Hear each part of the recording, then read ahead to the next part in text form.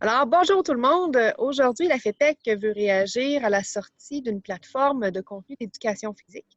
Alors, des trousses qui seront envoyées là, aux parents et aussi à vous, chers enseignants en éducation physique.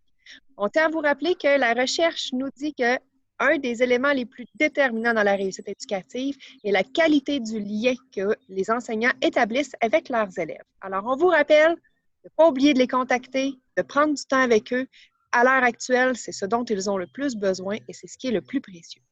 Aujourd'hui, j'ai avec moi Mme Eliane Massé, qui est vice-présidente pédagogique à la FEPEC, et elle va nous parler un peu plus du contenu qui est maintenant diffusé.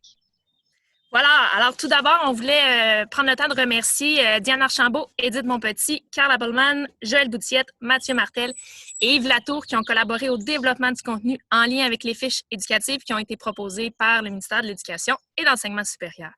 Les fiches ont été réalisées dans un très court laps de temps. Alors, on vous dit encore un gros bravo.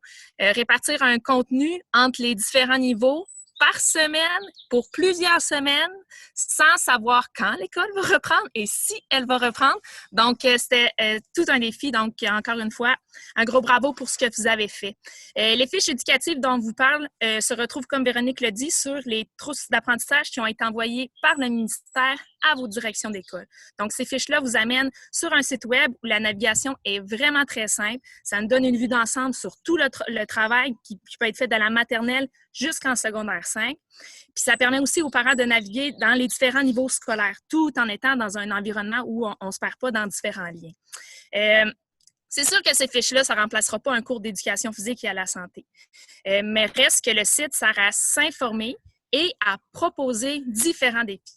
Donc, l'angle qui a été pris dans les fiches est démontré qu'en éducation physique, oui, il y a une partie d'habileté motrice, donc tout ce qui est l'agir, tout ce qui est l'interagir, mais il y a aussi une partie de notre matière qui est en lien avec les saines habitudes de vie, qui est notre compétence 3. Puis tout ce qui est le contenu de la compétence 3, bien, ça fait aussi partie de notre programme de formation de l'École québécoise en éducation physique. Donc, à travers les semaines, c'est sûr qu'il va y avoir un gros défi, mais c'est sûr qu'on va travailler énormément sur cette compétence-là. Les jeunes vont avoir le chance de s'informer, de réfléchir sur l'hygiène corporelle, l'importance d'être actif, le fonctionnement du système musculaire, cardio-respiratoire, les différents types d'activités physiques, les différentes techniques de relaxation, les bienfaits de l'activité physique sur notre corps et sur notre tête, qui est un aspect qui est vraiment non négligeable en ce temps de confinement où on passe énormément de temps à la maison. Ce qui est intéressant aussi avec les saines habitudes de vie, c'est que ça permet d'établir un dialogue entre les parents et de mettre en place en famille des réflexions sur les saines habitudes de vie au quotidien et les impacts que ça peut avoir sur notre santé. Donc, en gros, c'est un petit peu de ça dont on voulait vous parler aujourd'hui. Véro, je te repasse la POC. Bien, écoutez, on remercie tous ceux qui collaborent actuellement à développer du contenu. La FEPEC aussi, on est en train de voir comment on peut vous soutenir, chers enseignants, dans ces temps qui sont quelque peu chaotiques. Alors, on ne lâche pas, on garde le sourire, on garde la motivation, puis on prend soin de nos petits cocos.